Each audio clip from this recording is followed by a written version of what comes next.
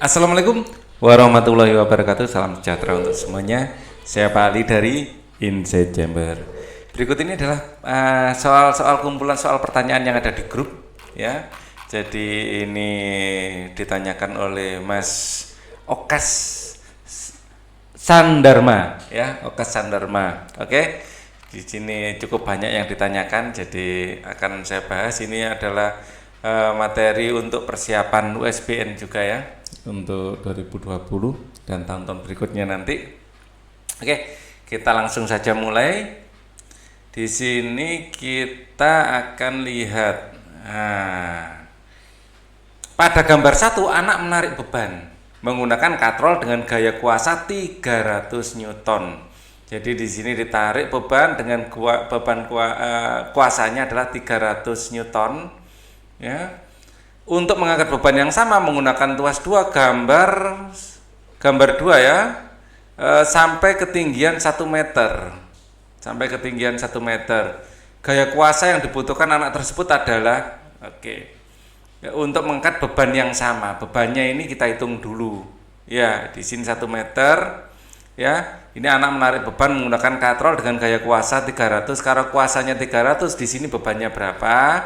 Dan beban yang sama untuk ketinggian ini, ya.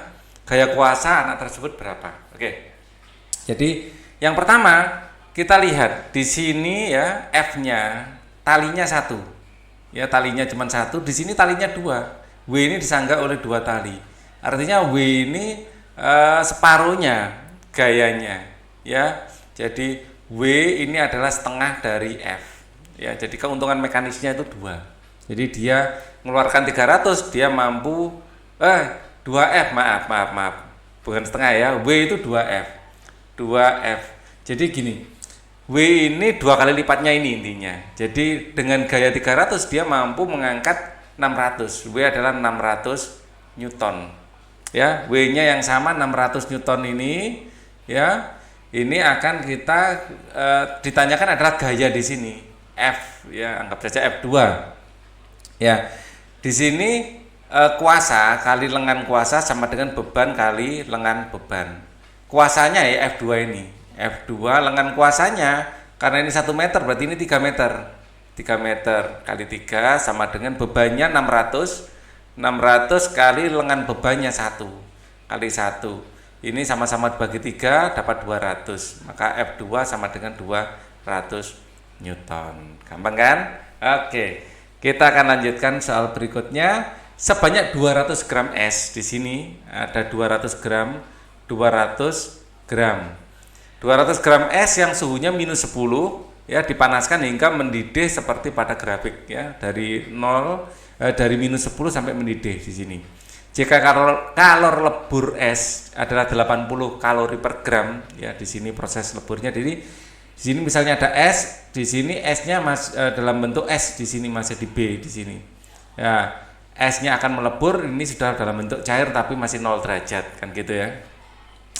Kalor jenis jenis es ya, proses yang di bawah di sini adalah 0,5 kalori per gram, dan kalor jenis air adalah 1 kalori per gram. Banyaknya kalor yang diperlukan pada proses AC, dari proses A menuju ke C.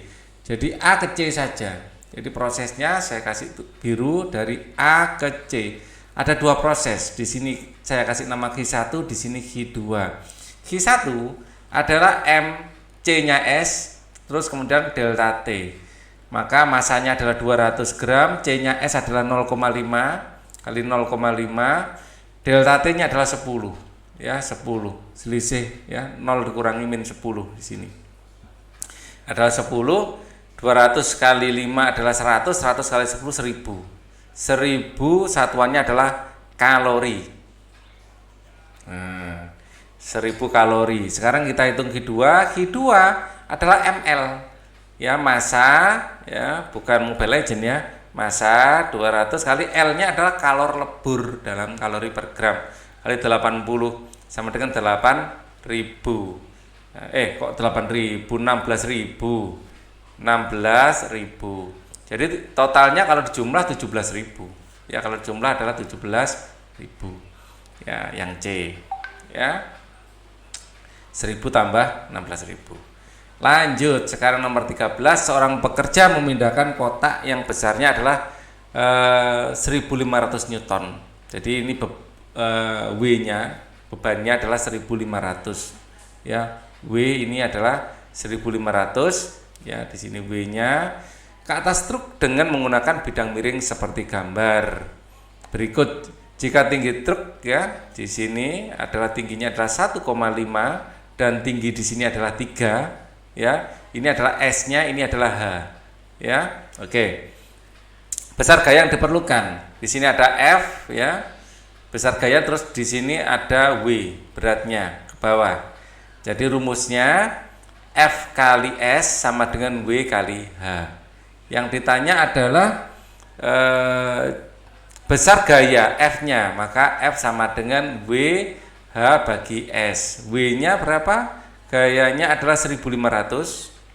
Ketinggiannya adalah 1,5 ya, dibagi di sini panjang S-nya di sini adalah 3. 3 bagi 1,5 ini adalah 1/2 ya. 1500 bagi 2 adalah 750.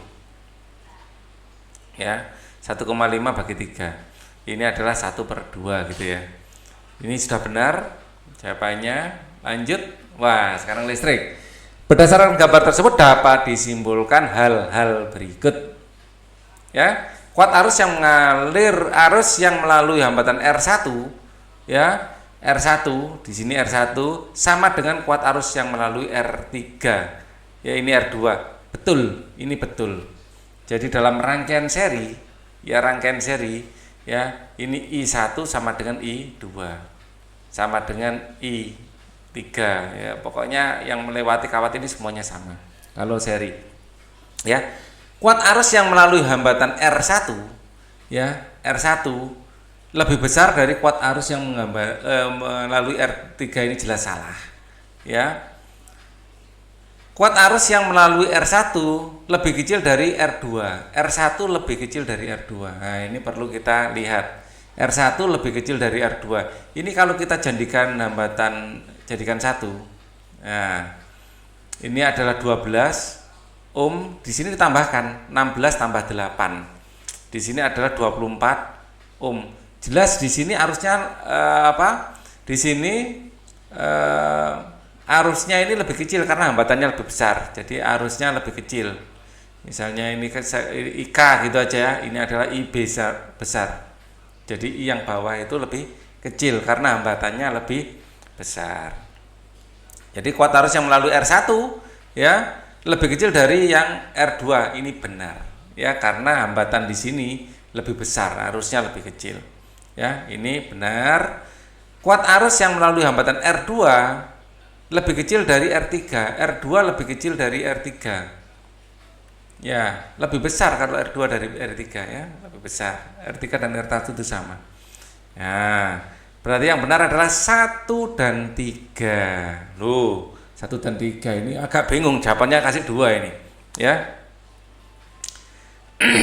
Perhatikan gambar rangkaian listrik berikut. Jika ampere meter menunjukkan angka 2 ampere ya, besar tegangan pada ujung-ujung hambatan 4 ohm. Di sini tegangannya berapa itu yang ditanyakan. Ya, padahal arusnya di sini adalah 2 ampere, arusnya menuju ke sana ya. 2 ampere. Kalau di sini 2 ampere, ke sini juga 2 ampere. Ya, 2 ampere. 2 ampere ini akan melalui hambatan ini ya. Jadi di sini 4, di sini 12 ya. Padahal V-nya sama. V sama dengan I dikali R. Ya, V-nya sama. Nah, maka I sama dengan V dibanding R. Nah, seperti itu. Ya. Jadi I1 banding I2, I1 dibagi I2 itu sama dengan ya, dengan V yang sama, maka ini R2 dibanding R1 seperti itu ya. Nah, di sini maka I1 banding I2 sama dengan R2-nya berapa? R2-nya adalah, ini anggap saya yang kedua ya. Ini R2, ini R1 gitu ya. Nah, R1-nya I berbanding terbalik dengan R ya, makanya ini dibalik. Ya, ini berbanding, jadi ada gininya, agak bergelombang. I1 banding I2. Nah, di sini adalah R2-nya berapa? R2-nya 12. R1-nya adalah 4. Ya. Ya, R1-nya adalah 4. Maka ini akan menjadi 3 banding 1. Ya, I1 banding I2 adalah 3 banding 1. Jadi I1 dibanding I2 sama dengan 3 banding 1. Yang ditanyakan apa? Yang ditanyakan adalah tegangan pada ujung-ujung hambatan 4 ohm. Ya, tegangan pada hambatan 4 ohm. Oh, yang ditanya ini saya kira arus. Nggak perlu sampai arahnya, nggak perlu ke sini. Ya, arahnya nggak perlu ke sini. Jadi untuk menghitung tegangan yang di sini, tegangan di sini sama dengan tegangan di sini, maaf ya. Jadi ini untuk keperluan yang lain, ya. Kalau yang ditanya arus di sini atau arus di sini, ya. Kita arahnya ke sini, tinggal bandingkan saja. Oke. Jadi misalnya yang ditanyakan arus ya. Jadi ini kelanjutannya nanti. Misalnya yang ditanya I1 dibanding I1 tambah I2 itu sama dengan I1-nya ini posisi 3 ya. 3/4 dikali 2 ampere. Ya, nanti misalnya yang ditanyakan I2-nya 1/4 dikali 2 ampere gitu ya. Tapi bukan ini yang ditanya. Yang ditanya adalah V, ini jadikan 1 dulu. Kalau dijadikan 1, ya. Nah, ini saya pindah aja. Saya sempat salah sangka yang ditanya ya, maaf ya. Kalau yang ditanya V, saya pindah ke sini. Oke. Kalau yang ditanya V, rangkaian ini jadikan rangkaian pengganti dulu. Ya, dijadikan rangkaian pengganti dulu, ini saya del. Nah, rangkaiannya jadikan seperti ini. Nah, jadi di sini adalah 6, ya, di sini jadi berapa? Jadi 1 hambatan saja. Jadi 1 hambatan saja. Di sini adalah voltasenya nanti ya. Nah, di sini arusnya adalah 2 ampere. Nah, arus 2 ampere di sini berapa? 1/Rp sama dengan 1/4 tambah 1/12 sama dengan 3/12 tambah 1/12 sama dengan 4/12. R penggantinya adalah 12/4 yaitu 3. Di sini 3. 3 tambah, kalau 3 ingin menghitung V-nya. V di sini adalah I kali R. Jadi V sama dengan I kali R, I-nya adalah 2, R-nya adalah 3 sama dengan 6. Ya, di sini 6 volt, di sini juga 6 volt sama.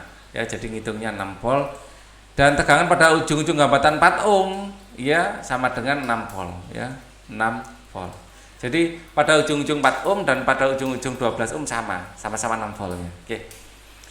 Masih ada soal lagi? Ada ya, di belakangnya geser lagi sini. Nomor 7. Oke. Kita lanjutkan nomor 7.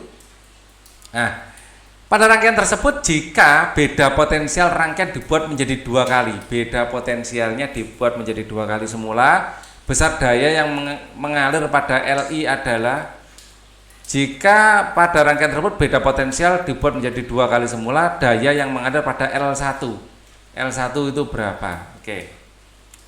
Jadi yang pertama kali kita hitung R-nya dulu. Ya, kita hitung R-nya. Kedua-duanya adalah lampu ya.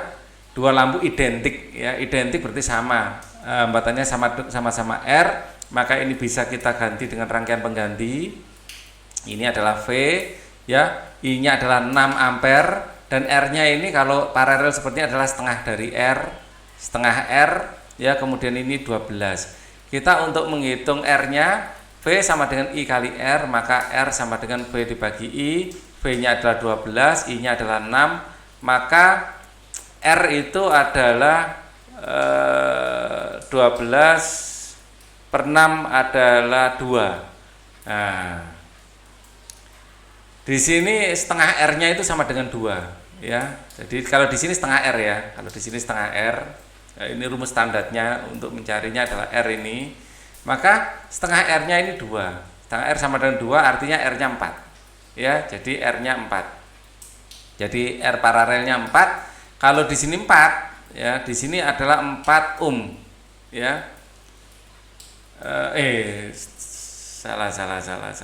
R-nya sendiri berarti 4 ohm ya. Jadi setengah R sama dengan 2, R-nya sendiri adalah 4 ohm. Jadi masing-masing di sini adalah 4 ohm. 4 ohm di sini adalah 4 ohm. Oke. Jadi rangkaian penggantinya adalah separuhnya dari 4 yaitu 2. Nah, sekarang rangkaian yang sama ya. Yang ditanyakan adalah besar daya pada L1, lampu 1. Jika di sini jadikan 2 kali lipatnya. Rangkaian kedua, nah, di sini daya pada sini. Jadi kita pakai rangkaian pengganti dulu. Ini masih setengah R ya. Dengan R-nya adalah 4, hasilnya ini adalah 2. Ini adalah 24, I-nya berapa? I-nya berapa? Ya. I-nya adalah I sama dengan V kali R ya. Setengah R ini adalah nilainya 2. Maka I adalah 24 dikali ya. V-nya 24 kali R-nya adalah 2 tadi ya. 2 adalah IV bagi R, makanya kok aneh. IV bagi R ya, I-nya sama dengan V-nya adalah 24, R-nya adalah 2 tadi ya. 2 sama dengan 12, I-nya 12. 12. Ya. R-nya sekarang I-nya 12, V di sini. Nah, V di sini. Ya, V di sini. V sama dengan I dikali R. I-nya adalah 12, R-nya adalah 2 ya. Setengah R ini adalah 2. Dikali 2 sama dengan 24. Ya, 24, V-nya 24. Di sini masing-masing 24. Ya, di sini juga setelah ada perubahan jadi 24 intinya. Jadi ini adalah saya gambar ulang aja di sini pakai coklat. Nah, untuk perhitungan terakhir ya. Memang ini soal Hertz ya, agak lama. Ya. Ini gini aja lampu. Oke.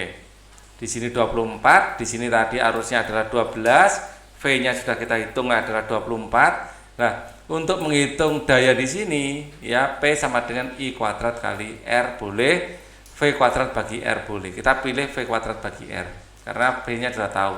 24 kali 24 dibagi R-nya adalah di sini 4 tadi ya. Nah, 4. Oke. 4 bagi 24 adalah 6. 24 bagi 4 adalah 6. 6 kali 24. Kita pakai kalkulator biar cepat. 6 kali 24 ini sama dengan 144. Betul. Ajib. Nomor 18 sekarang kita akan benda A diletakkan di depan cermin seperti pada gambar. Ya, benda A ini adalah F-nya, di sini pusat kelengkungannya. Di sini adalah ruang 1, ruang 2, di sini adalah ruang 3, di sini ruang 4. Ini adalah nomor ruang ya.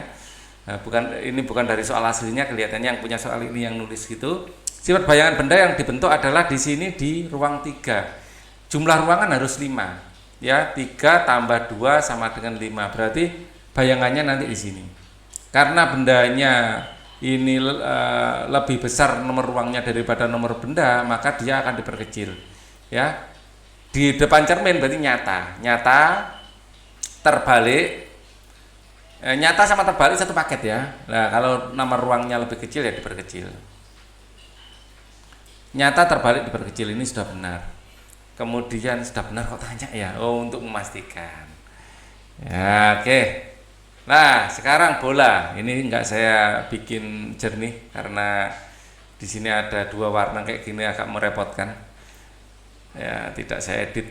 Bola A dan bola B masing-masing bermuatan listrik plus Q, di sini plus Q. Ya, dan min Q. Jadi akan tarik menarik ya.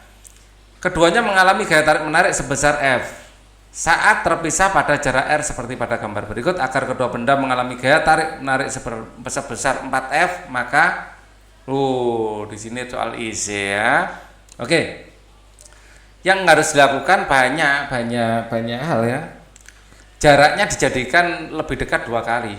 R-nya sama dengan ya F2 banding F1 sama dengan R1 kuadrat banding R2 kuadrat kali Q1 Q2 QA1 QA2 QB2 dibagi QA1 QB1 B1 seperti ini. Ya, jadi salah satu caranya R-nya dijadikan separuhnya, kan berbanding terbalik dengan kuadrat. Ya. Jadi kalau R2-nya dijadikan separuhnya, maka R-nya dijadikan R aksen dijadikan setengah dari R, boleh. Keduanya dijadikan 2 kali lipatnya, boleh. Hi-nya ini, maka aksen itu adalah min plus 2 hi, ya B aksen ya, hi A aksen, ini hi B aksen, ini jadikan plus min 2 hi juga boleh ya, asal hasil perkaliannya 4 ya, ini boleh asal keduanya dikalikan 4 kali lipatnya ya, segitu ya. Nggak ada ABC nya ini ya. Nah kali ini ada ABC nya, ada optionnya. Agak repot kalau nggak ada optionnya. Bola dilepas tanpa kecepatan awal, berarti V0 sama dengan 0 ya, dari ketinggian tertentu terhadap permukaan tanah yaitu H di sini. Seperti pada gambar tersebut menunjukkan bahwa di sini adalah setengah H ya, setengah H. Maka energi kinetik, energi potensial adalah berbanding lurus dengan mgh. Jadi di sini energi mekaniknya total, sebenarnya energi mekanik kan energi potensial tambah energi kinetik, dengan energi potensial adalah mgh, dengan energi kinetik adalah setengah mv kuadrat. Jadi kalau ini di kondisi A, kalau di kondisi B, energi mekanik di kondisi B, pada kondisi A energi kinetiknya 0 karena V-nya adalah 0. Ini 0. Jadi ini murni sama dengan energi potensial saja di kondisi A. Ya, energi potensial A. Ya, kalau di B ini ada energi potensial di B tambah energi kinetik di B, dan energi potensial di B, EP dari B ini separuh dari energi potensial dari A, karena berbanding lurus dengan H ini cuma setengah H, kan gitu ya. Di titik A energi kinetik sama dengan energi potensialnya, salah ya, salah. Energi kinetiknya maksimum, kinetiknya minimum, potensialnya maksimum. Di titik B energi kinetik setengah energi potensialnya, salah. Di sini sama malah, ini salah. Di titik C energi kinetik mekaniknya tetap, dari semua titik tetap, A, B, C semuanya tetap. Saat benda bergerak ke bawah energi mekaniknya berubah, tidak. Ternyata mudah ya. Sebagai tambahan, saya berharap seperti ini, pada titik B ya, energi kinetiknya sama dengan energi potensial, karena separuh dari energi potensial itu dikasihkan menjadi energi kinetik. Energi potensialnya kan semua separuh, yang separuh kemana? Dijadikan energi kinetik. Nah, ini lebih challenging, energi di B ya, di titik B maksudnya ya, energi kinetik sama dengan energi potensial. Loh, habis ya, sudah, ini sudah ending dari pembahasan kita. Pertanyaannya cuma sampai seperti ini, segini. Saya akan berusaha untuk bisa menjawab pertanyaan-pertanyaan di grup ya, terutama yang menarik ya, bukan pertanyaan yang diulang-ulang. Kalau sudah ada banyak pembahasan saya, di linknya ada di kolom deskripsi, silahkan dilihat. Thank you for watching. Wassalamualaikum warahmatullahi wabarakatuh.